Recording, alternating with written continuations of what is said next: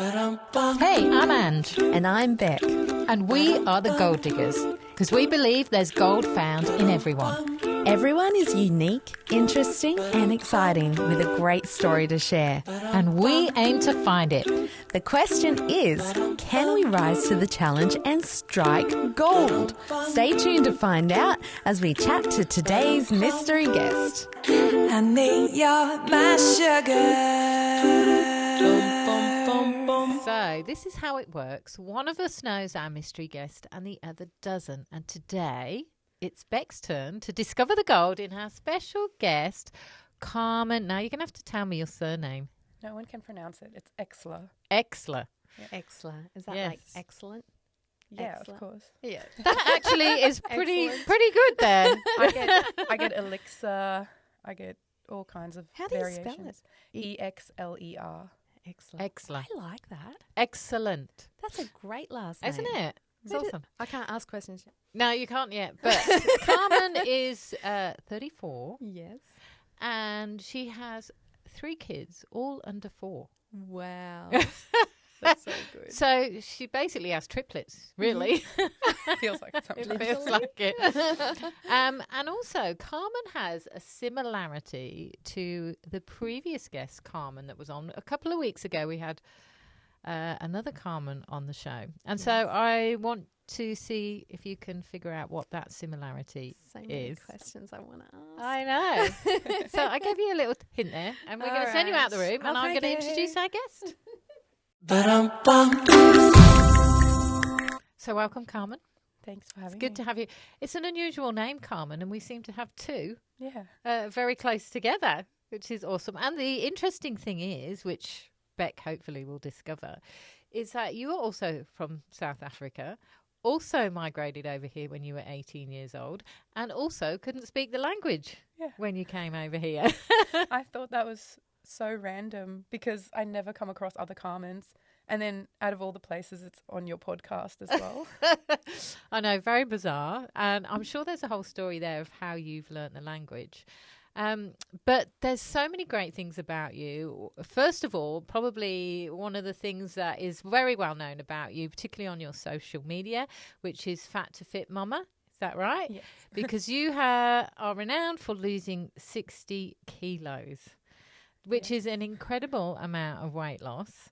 But not only that, how long did it take you to do that? It took me about 2 years. Wow. I mean, that's incredible in 2 years. That would have took a lot of focus and dedication. But not only that, you've gone on to run numerous half marathons, which, you know, I appreciate this journey. It's a bit similar to mine. Yeah. But currently you are training for the Sydney Full Marathon. Mm-hmm. And also there's some kind of Olympic length triathlon that you're training for as well. Is that right? Yes. Just sign me up for everything. Sign you up. This is amazing, right? Because I appreciate the journey and I know the dedication and the time it takes to train from having to lose all the kilos to then running a half marathon. And I've done it with my children with my kid in uni, but to have 3 kids under 4, and it's a busy mum life, and I know you run businesses, you also run your own podcast as well. Yeah. And you're involved in so many things, to actually have the dedication and focus to do that, I think is remarkable. It's really incredible to do that. And I can't wait to hear this journey and to hear that moment when you made the decision that you wanted to change and transform your life, because I know that's just going to be really an impacting moment that's going to encourage a lot of our listeners. But you're also in business, you like to invest in property, and what is your podcast about? So Rhapsodic Podcast, it came about, it was so strange. My friend and I were talking and we thought this would make a really interesting podcast. And then a week or 2 later, we decided to record an episode. And I think our first episode, because I used to have a co-host, and our first episode was on all the diets that we've tried in our life. And we thought it would be so relatable. And just to see how crazy and desperate we got along the way. Some of it, we even put a disclaimer in, do not try these because they're not healthy. So good, because there's so much information out there, isn't there, Yeah, about for sure. that. So Yeah. that will be interesting, and we'll offer the links to that at the end of the podcast. But the slogan that you come up with is just show up. And I think that's such an incredible encouragement to people. And clearly you live your life by that. You just show up, whether you feel like you want to go and work out or you don't, or you have the days where life is too busy. Just show up, because then you get results. And to me, I think your gold is not just grit and determination and motivation. I think your life represents setting healthy goals, and not just in your physical well-being, but also for your family and financially. And I know you've got like a vision board, and you've set all these goals in place, and you are determined to reach them, and have probably smashed many of them in your life. And I just think that's going to take you to some incredible places and have great success in your life, because you've got this determination and this grit and stamina to keep going and to reach those goals. And to do that while you have so many young kids at home, I think is just going to be such an inspiration to so many people. Oh, So thank you. That's lovely. no worries. Let's bring Beck back in and see what she can pull out. I had a long list of things to say. Gives you more opportunity to figure out Yeah. what I'm about. There's lots to find out. Yes. Lots to dig. What's the first question going to be? I can't wait. I'm waiting with bated breath. Well, when you said Carmen's had 4 children, has Three. 3 children under the age of 4, I'm like, you look so fabulous. Thank you. So I'm thinking, are you a bit of a sports and fitness person? Perhaps, yes. Perhaps. Because you look like you work out, yes? Thank you. Yes, I do. Nice. And is that your career? I wouldn't say so. It'd be nice if it was. Yeah. Probably becoming so. Yeah, it would be Perhaps. cool. Yeah. Yeah. Okay, so tell me about your children. I have 3, Leo, Isla, and Cruz. Oh, I love those names. I love those names. Yeah. Yeah. I wanted to keep it short Yeah. and simple, and also cheap for personalizing things. Yep. You pay per letter. Yeah. Leo is my oldest. He's Yes. 4. And Isla is my middle child. Yeah. She's 3. Yeah. And Cruzy is 2. Oh, wow. So you would have felt like you've had 3 years just of being pregnant? Oh, yes, I Yeah. felt it. I was pregnant for 3.5 years straight. Yeah. And then when Cruz was born, Leo had just turned 2 a few weeks ago. Yeah. So I essentially had 3 under 2 and 3 in nappies. So it was a hectic time. Was it planned that way? Yeah. Wow. We decided if we're going to have them, let's have them close together and they can grow up together and hopefully be best friends, which at the moment they are. That's Yeah. great. But we didn't think far ahead that we'll have 3 teenagers at the same time as well. Yeah. Hopefully they'll be nice humans. And who- look after each Yeah. other. Yeah. That's the goal. We try to raise Yeah. them that way, so we'll see how we go. Yeah. That's awesome. Yeah. And I know you've come up from the Gold Coast today. Yeah. So whereabouts on the Gold Coast do you live? We just moved to Paradise Point. Ah, nice. Yes. I used to live on the Gold Coast. Whereabouts? Southport. Oh, yeah. That's Do you Yeah. know, I'm saying that with exasperation, because it seems that every guest that we have on this show, and they say, I'm from such and such, Beck says, oh yeah, I used to live there. It just seems to be this thing. It's kind of fun. I know. I was like, Like, where haven't you where lived did might be come from? easier. I came from there too. You travelled a lot as a child, didn't Yes, that's right. And now no more. I'm staying put. Enough house moving. We thought we would be staying put in Ormo, where we lived for Yeah. probably 9 years. And then we just moved in June. And it came about so fast. Yeah. I dabbled in manifesting for the first time ever. I just went to the beach one day and decided I'm going to dream up my dream life. Yeah. I'm going to allow myself to dream, because normally I would stop because reality pulls you back to the ground. Yeah. I thought, no, I'm going to write down, because I don't journal really.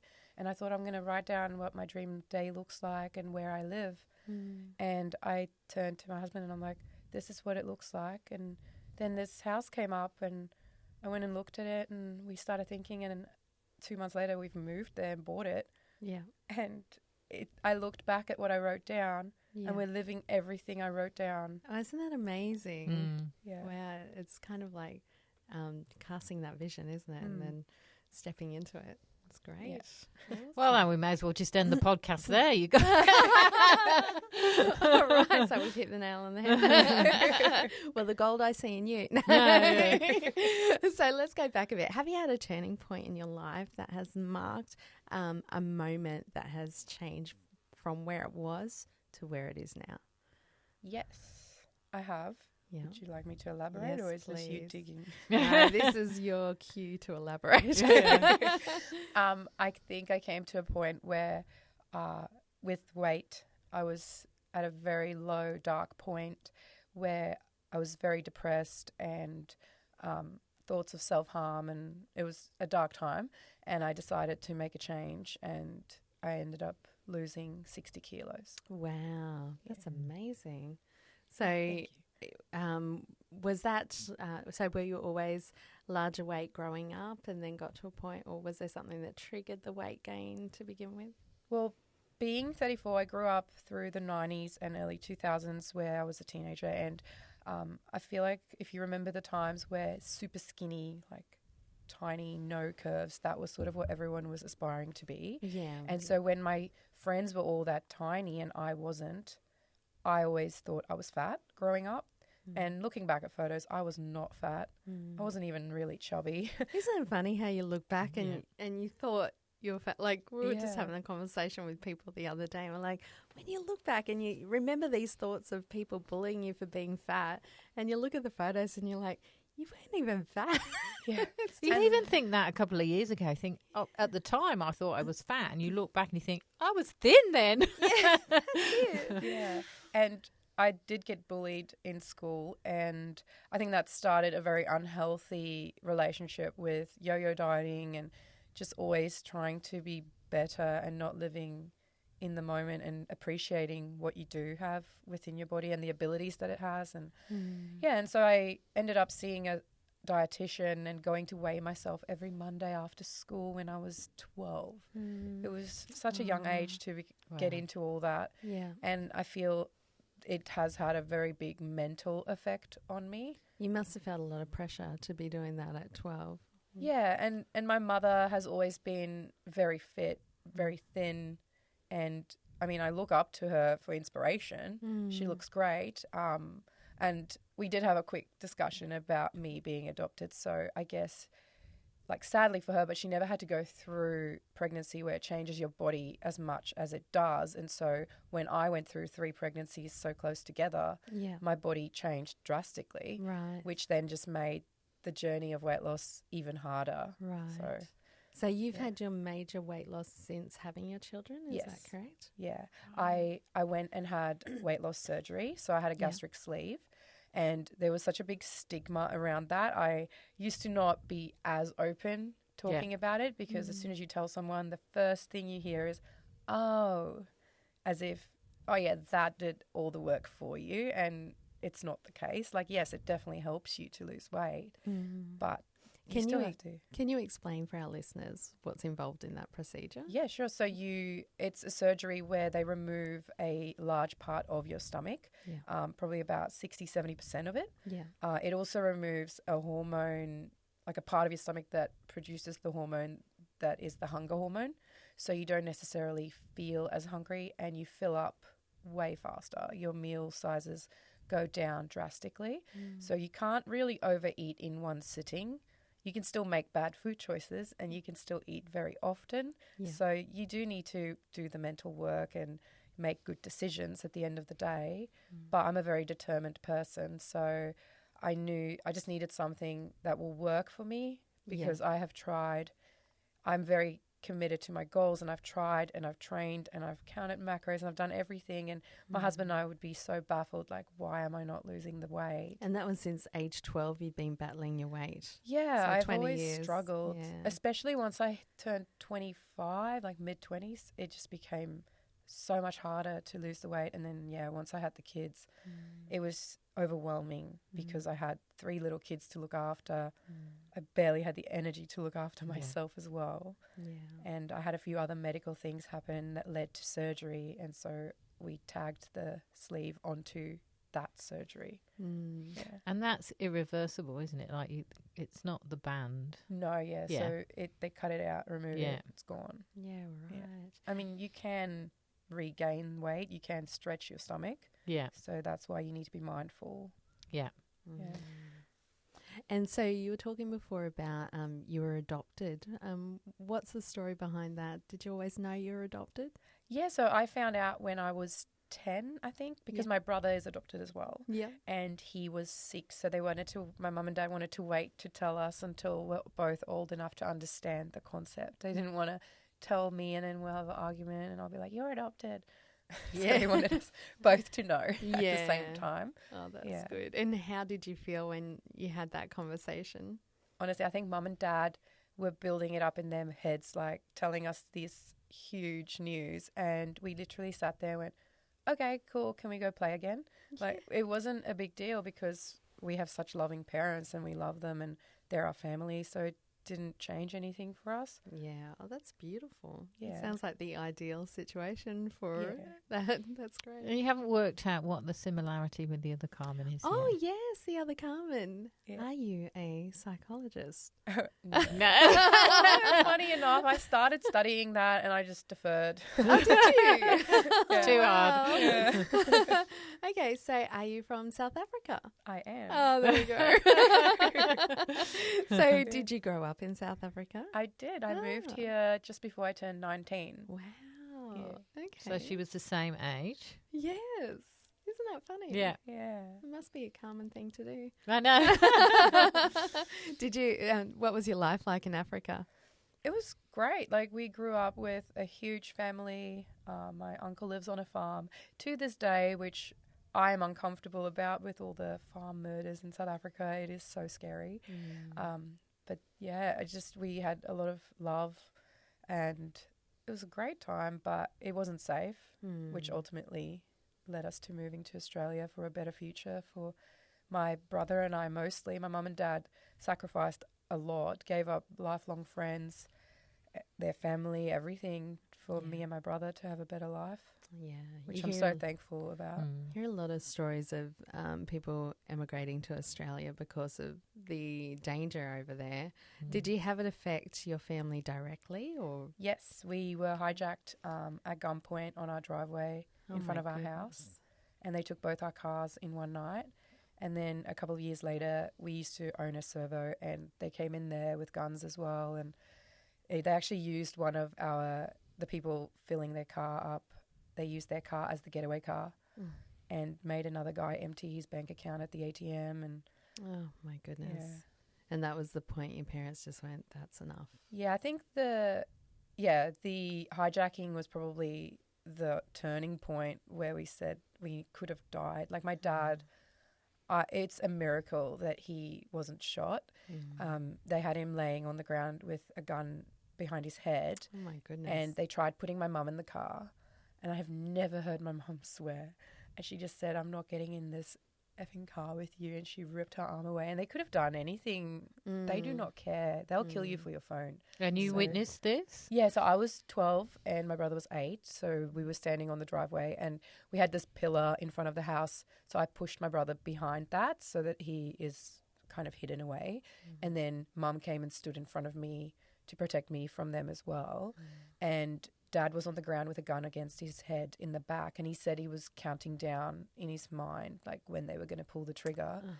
And the BMW had a really weird clutch system that was really hard to get it going. And like, the Hilux, I think, was an auto. So they were there for the Hilux because the kit fits their taxis or whatever. So it was on order from whoever sent them to steal it. And the BMW was sort of like a bonus for them, but it was really holding them back because they couldn't drive it. Yeah. So the guy who had to start the car couldn't get the clutch going. And the guy that had the gun against my dad's head had to jump in and start the BMW, Oh, thank which goodness. I think is what made Saved him. Yeah, because he would have. I know they don't care for anyone's life. And what was going through your head at this moment? To be honest, it went so fast. Mm. And I recall I was on my Tamagotchi. I remember those. And I was taking care of my child. And I was sitting in the front of the car, and when I'm that consumed in something, my mum can call my name and I am oblivious to it. But that night, the tone of her voice when she said, "Carmen, get out of the car," was different. And when I got out, I was just like, there's guns, and I was like, what's going on? Yeah, so Wow. yeah, it was quite. We Scary. frightened, like we. I was scared, yeah. Yeah. But again, like, Did it hit you more later? yeah, we stood there, and it was like 7:45 on a Tuesday night, Wow.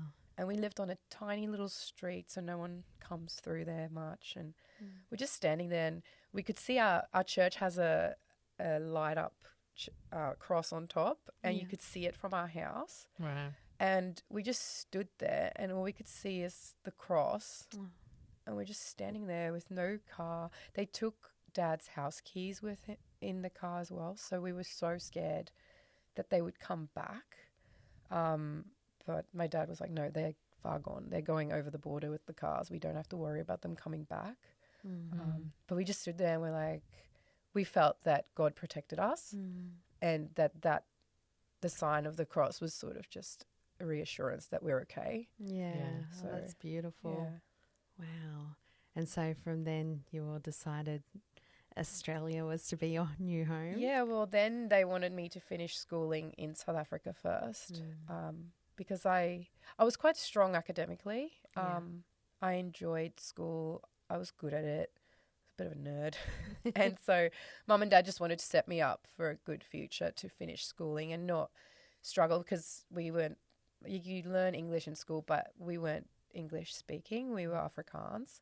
So they didn't want me to have to change to an English school halfway through high school. So we finished school, and my brother I am so amazed by him actually starting school here in year 9, and he did so well. Yeah. Did it take you long to learn the language when you got here? Yeah, so I was good at it in school. I learned it through watching Disney movies and having subtitles on my favorite TV shows and stuff. Yeah. And just reading. And then when we moved here, I was so South African, the way I spoke. Yeah. It's almost cringy. Like your Well, you really accent? don't hear it now in your accent at all. No. See, that was a similar thing to Carmen. Yeah, that's right. I was going to say, like, we've had a few South Africans come on our show, and it's amazing how quickly they've learnt our language. Yeah. So it must be a fairly easy transition, is it? Yeah, I think Afrikaans, a lot of words are just directly translated from Yeah. English. Yeah.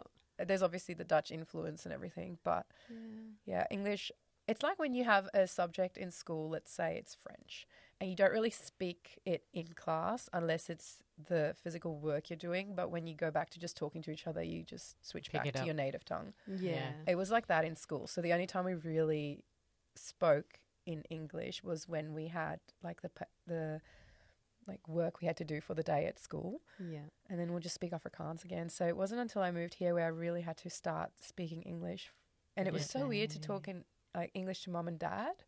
But now with my husband, he's English, so we never speak Afrikaans anymore. Yeah. So your husband's English or Australian or English speaking? He is born in New Zealand. Yeah. So he's a Kiwi, but living in Australia since he was 1. Yeah. Yeah. Still So you hasn't guys done met his, over here. Yeah. He still hasn't done his citizenship, so puts things off.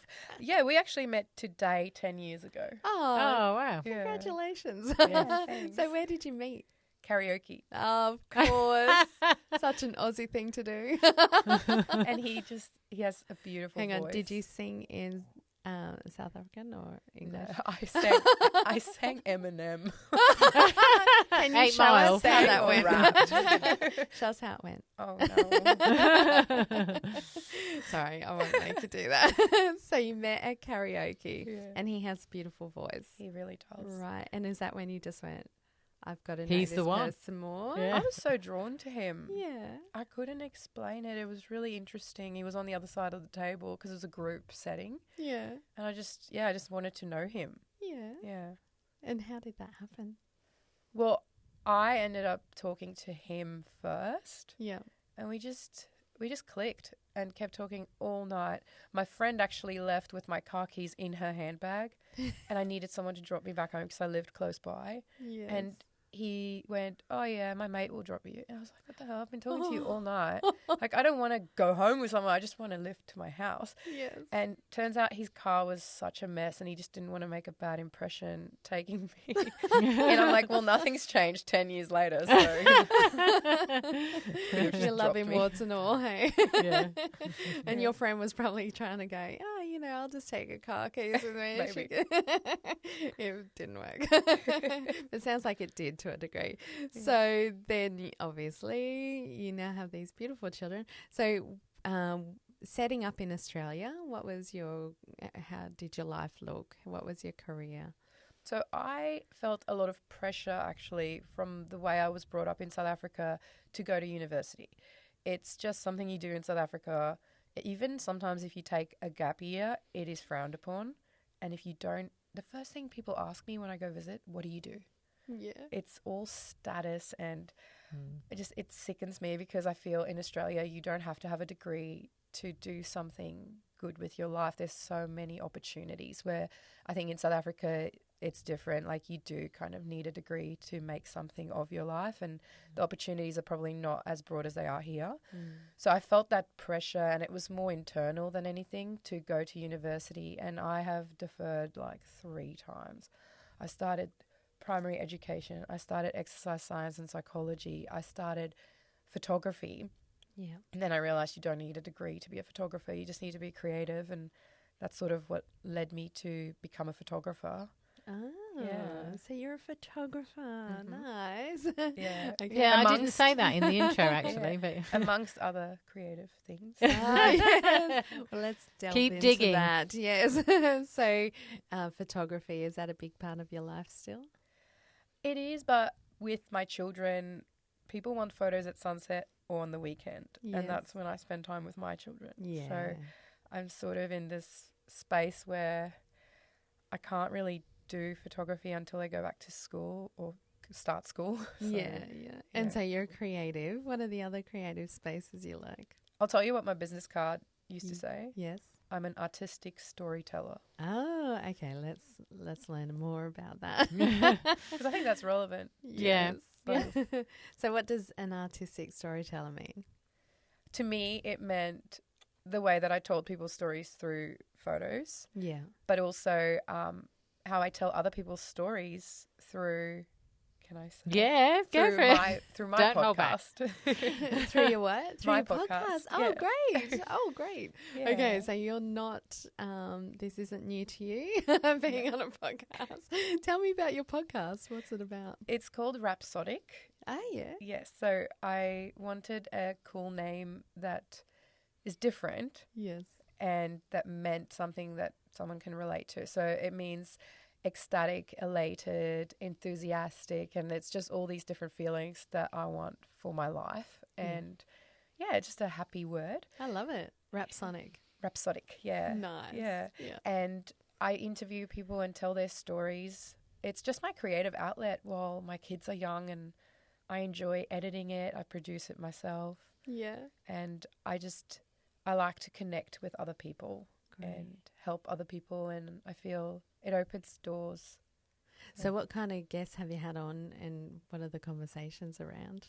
So lately it is constantly going down the athlete route and fitness and all that. Yeah. I'm trying to keep it more to lifestyle as well, so everyone can find something relatable. Yes. So I try to get some people on. Like, I had a psychologist on to talk about managing anxiety and depressive feelings and stress. And then I've had my running coach on, and I've had other athletes. I've had, I don't know, I talked to so many people on there. It's kind of a lifestyle podcast. Yeah. I had a lady come on to tell her story about how she was in an abusive relationship, marriage in the UK, and how they managed to come to Australia, and just her story is incredible. I knew her through her daughter, who suffered at the hands of her father with abuse, and what they're doing for other families who have been touched by both child sexual abuse and domestic violence. And I've done some charity work with them to raise funds for their charity now as well. So and then just trying to share their story and use my platform to reach other people. Give people a voice. Yeah, that's brilliant. Thank you. Oh, well done. And so how do you balance everything with the kids and the podcast and the photography and everything that you do? I have a very hands-on and supportive husband. That would be the first thing. I couldn't do it without him. And it comes down to what's important to you. You make a way. So obviously with my running and all that, I do that before everyone's awake. I get up at 4 a.m. to go for runs. So tell me about your running. So are you a marathon runner? I'm training for my first full marathon, which is in less than a month. Wow. I'm going to the Sydney Marathon. Oh, so wow. That'll very be great. excited. Yes. And I've done a couple of half marathons, and I started dabbling in triathlon. Wow. I've done a couple of sprint triathlons, and I'm training for Noosa Olympic distance triathlon in November. That's amazing, which takes us back to your weight challenge. So that's only a fairly new thing. So has that given you a whole new lease on life? Oh, yes. My life has changed completely. It used to be a challenge to walk around the block, and I like when my memories come up, and even in my fitness app, it tells you your heart rate, for example, and my heart rate now when running is the same as what it was when I used to go for a walk around the block. So it's those stats that I like to see. I don't care about the number on the scale because I feel good. It's seeing the changes in my health. That's amazing. Do you mind me asking what your weight used to be and what it is now? It was 132 kilos. And that was at my max weight when I was pregnant. So after giving birth, I was lingering around 125. And then now it's between 65 and 68. That's amazing. Yeah, incredible. Wow. Thank you. Yeah. My goal was 80. Yeah, wow.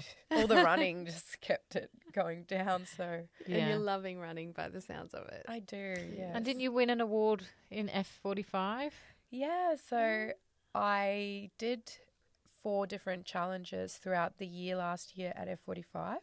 And I placed first in the first one. I gained the most muscle in the second one.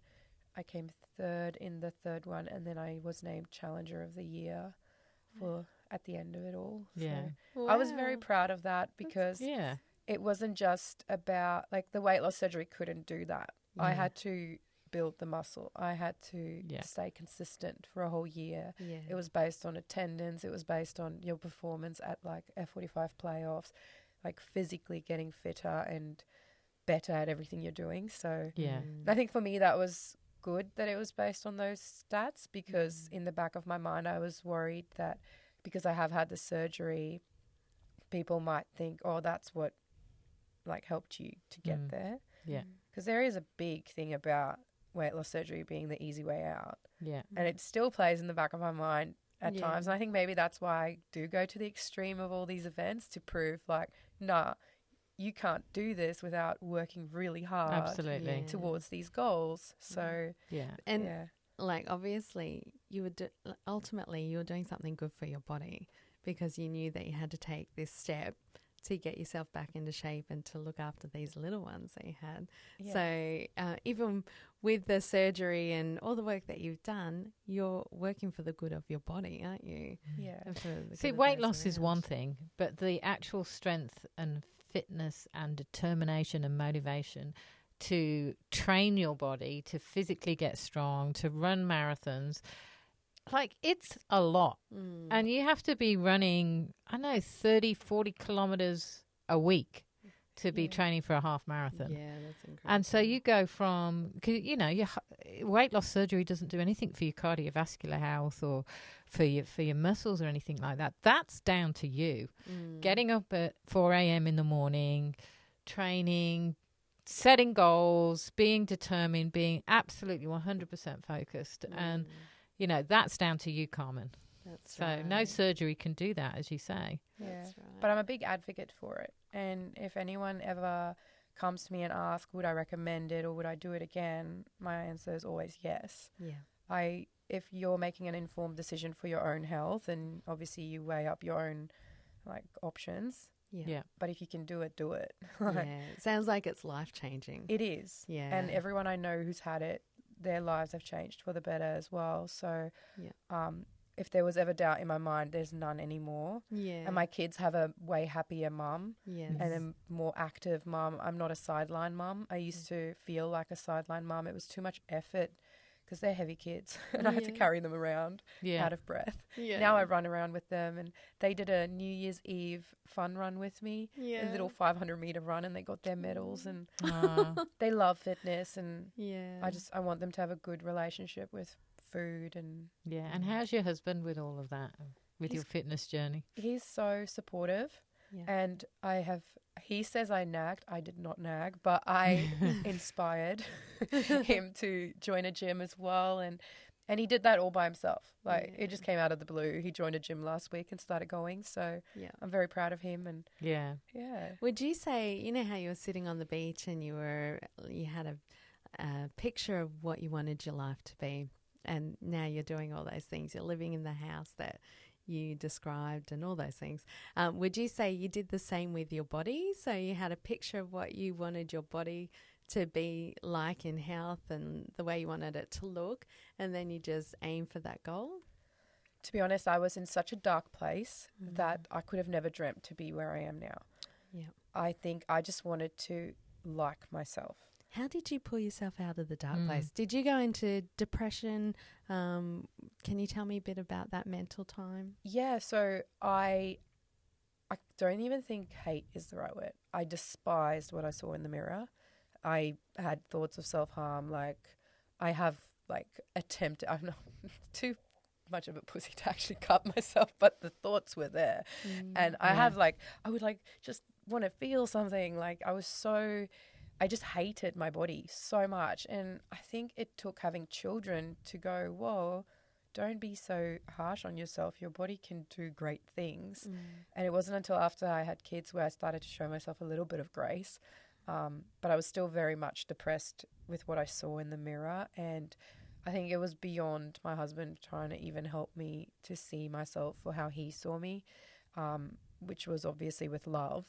And the concept of self-love never made any sense to me. I was like, how can you love yourself? I hate myself so much. And I don't know how I got out of it, to be honest. My appendix had to come out, and I think that was a blessing because they found that my marina had perforated my uterus wall and was poking out into my abdominal cavity, and I had to go back for a surgery to have that removed. And I had hernias and all kinds of stuff from pregnancies. So we decided to line up surgery for a month later to get all that fixed. And Cruz was 5 months old at the time.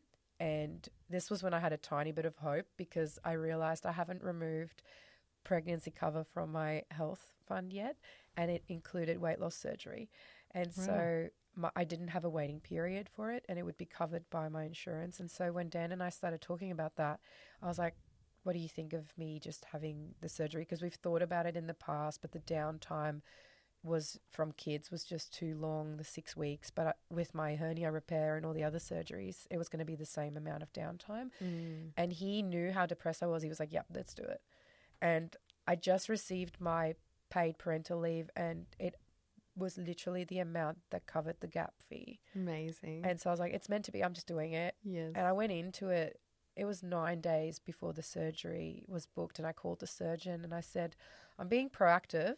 I'm already on day 6 of the pre-op diet because I know other people who've had it done and I know what the pre-op diet includes, and I'm having another surgery. Is there any way you can combine a sleeve on the same day? It's in 9 days. And he checked his diary and he's like, yeah, let's do it. Wow. Sounds meant to be. Yeah. I want to mention for those listeners out there that, perhaps you're feeling in that position that weight gain has been a problem for you and you don't know how to get out of that. I'm such a big advocate for walking. Yeah, like not everybody perhaps has the advantage of being able to have the surgery or know even where to start. How do I get myself out of this position? And, you had the support and also, I guess, your own mental brain power to think, I want to get myself out of this. This is the step I want to make. But for those of you that feel that you can't get out of this, I'm such an advocate for walking. Just even if it's, a kilometre a day, start there and just build up gradually, because that was my journey. I lost 21 kilos in about a 4-month period and come to a similar point where I just didn't like what I was looking in the mirror, and it wasn't kind of a sort of a self-beating thing. It was just more the fact that I feel more confident and comfortable in clothes that I want to wear.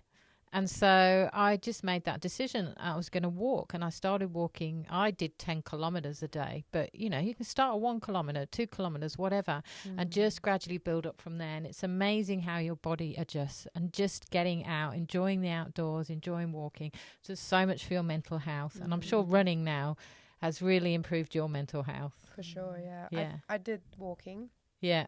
I walked 5 kilometers a day for a charity. And I think it was Canteen. Yeah. They do it. It was last year, March, and I walked 5 kilometres every day, and it sort of got me into the movement, and that's when I decided, I might start running. Yeah. So It's exactly the same for me, and that's it. You just build up, so start there. And how do you see your future? Where are you going from here? Well, I thought I'd stop at a half marathon, and now I'm training for a full marathon, and my coach, he always says, you need to get into the ultras or the trails. Yeah. So maybe next year can be my trail year where I go trail running.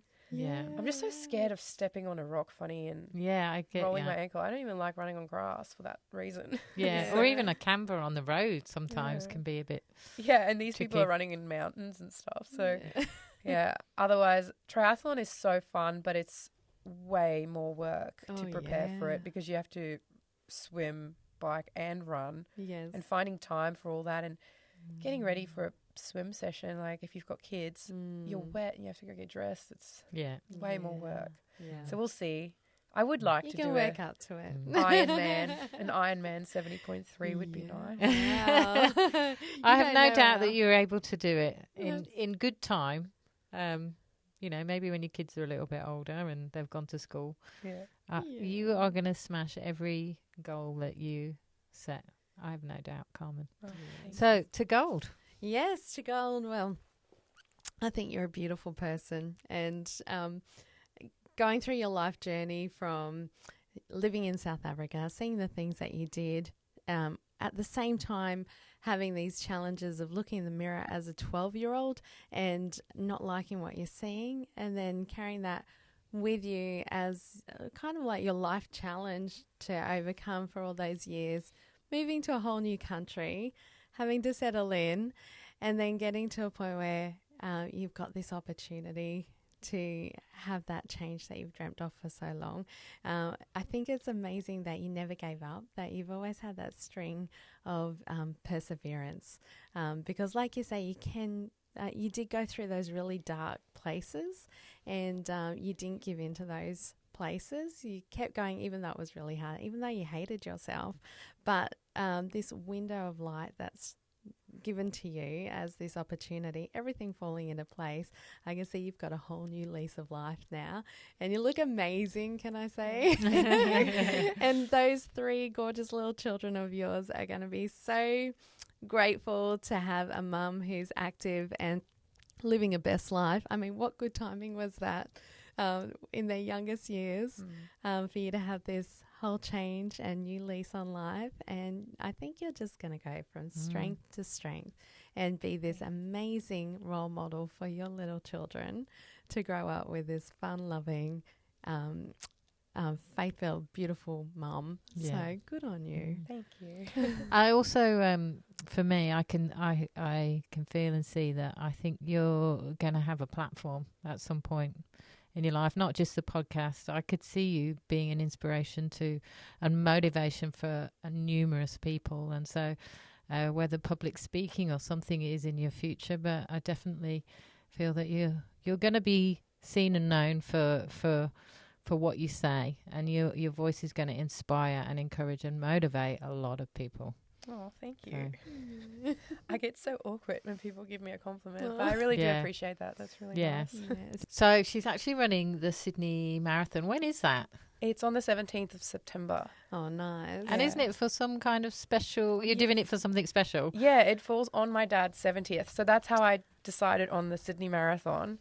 And I said to him, I'm going to fly him down for the weekend and we'll make a whole trip out of it, and he can be there when I finish my first marathon. Oh, that's going to be so special, Carmen. How's he feel about it? He obviously knows about it, Yeah, he knows. He's very proud. He's always been proud of anything I take on, but I can tell he is excited and proud. So it'll be fun. Oh. I'll try my best to, even if I'm very tired and sore, to go have beers with him after and have a good celebration. You'll be running on adrenaline. It'll be the next day. Yeah.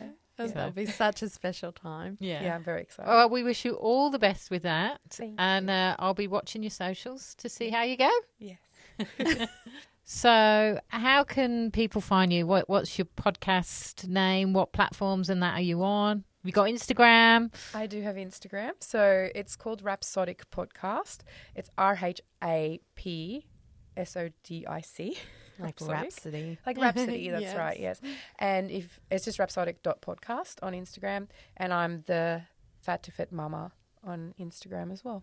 Yes, so go follow Carmen, and I think we're going to go and listen to some of those inspirational stories that you share on your Rhapsodic podcast. Yes, it's on Spotify and iTunes. Awesome. It's been so lovely having you on Yeah, the show thanks today, for being Carmen. with us. Thanks for having me. Honey, you're my sugar. Well, I just find people's stories so inspirational. I really loved Carmen's story because it kind of reflects my own a little bit, so I can really appreciate the hard work she's put into her transformation. Yeah, and it does take a lot of hard work and commitment. I've seen it firsthand watching you. But I've done it when my kid, when Dara's been in uni. I can't imagine doing it when you've got 3 toddlers. 3 little ones, yeah. Because you're exhausted Yes. anyway. Like, Yeah. where do you have the energy to then get up and run a marathon? I know. And just the organisation of the kids and all that stuff. But she really has had a huge transformation in her life, hasn't she? Yeah. Which is really setting the scene for the rest of her life to be completely a different journey for her from now on in. But I really like you pulled it out almost right at the start. Yeah. And I said it as her goal as well, is that she is a visionary. She'll set her target and she'll picture, and she even said it herself, like she'll visualise what future does she want, Yes. and then sets the targets to achieve it. And Yeah. and she has. And I think that's just a really special gift that she has to be able to do that. Yeah, it's such an excellent skill to be able to. So if you're unsettled where you are, then picture where you want to be and walk towards it or run towards it. Yeah. But I do think it is a real key as well that, sometimes we can get into such a rut when it comes to our physical health. We get very disappointed in ourselves. We don't like what we see in the mirror. And sometimes the goal can seem so overwhelming, like I want to be fit, I want to be healthy, I want to be, 3 sizes slimmer. And sometimes that can seem so overwhelming that what do? We do nothing. Yeah. And then we end up really down on ourselves, feeling depressed, and anxious.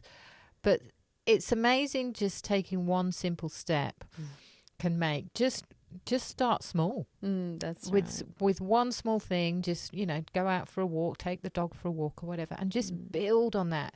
But consistency is such a key, and she's learnt that about being consistent. You have to be consistent when you're training for marathons or whatever. And it's amazing how quickly your body adjusts and adapts, and then you can build on that. And before you know it, you could be running a marathon. Yep, that's right. So, Beck? Well, I do like what you say about the simplicity of walking, because for me, I don't have the desire to run a marathon. Yeah. And that's fine. But I really admire those who do. I admire everyone who puts their minds to something.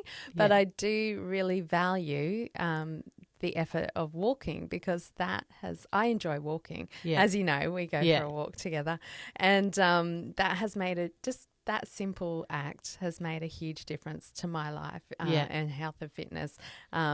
Being in a job where I'm sitting in an office for many hours a day, I was getting a lot of sciatic pain in my lower back, but walking has loosened that up. So even simple things like that can make a huge difference. Absolutely. Just to the way your body works and copes with your lifestyle and what you're doing. You do need that movement. You do need that regularity and commitment to whatever level of exercise that you do. Yeah, absolutely. Well said.